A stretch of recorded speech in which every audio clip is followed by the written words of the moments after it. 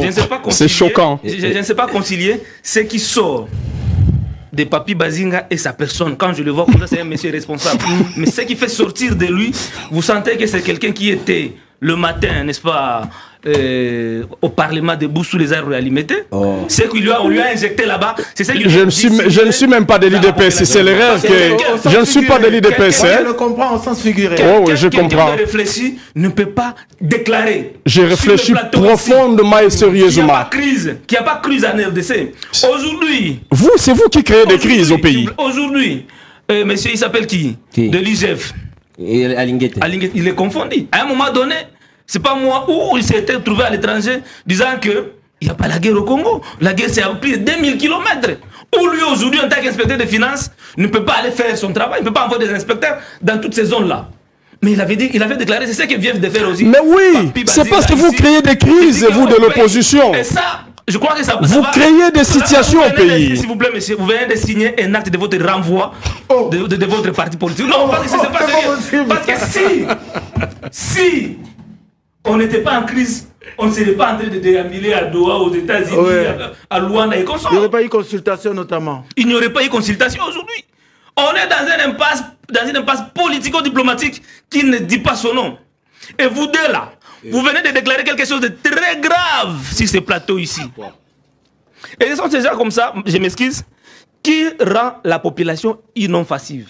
On injecte le poison dans la population, affaiblit la population, et du coup la population ne se peut plus demander, réclamer son droit auprès de ceux qui gouvernent. Ils disent qu'on a doublé les salaires des militaires. Mais c'est faux.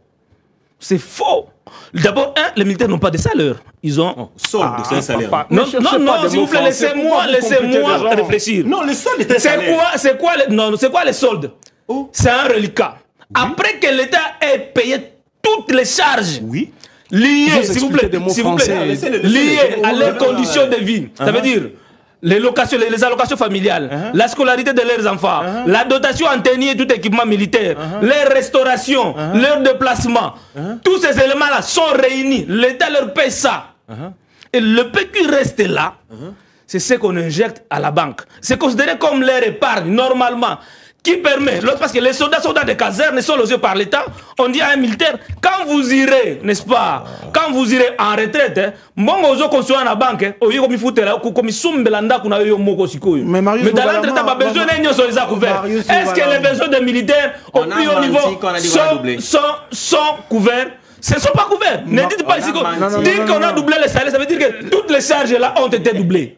Ok. Ouais, toutes les charges là ont été doublées. C'est le solde plutôt qui a été doublé. Hein? Non, c'est ces reliquats là qu'on a majoré. Vous allez me donner vraiment. Qu'on a majoré. Et ça a été majoré. Et ça a été majoré sur base de quel indicateur? Merci. Parce que dans un pays sérieux, quand on décide, n'est-ce pas, de majorer les salaires de l'État, d'un agent de la fonction publique, on se réfère par exemple sur l'inflation.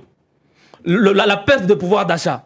On dit non, on a perdu autant sur le pouvoir d'achat de la population. En fonction de ça, on réajuste leur salaire. Mais vous réveillez un bon matin, vous dites nous doublons. C'est en fonction de quoi? C'est ça la mauvaise gouvernance.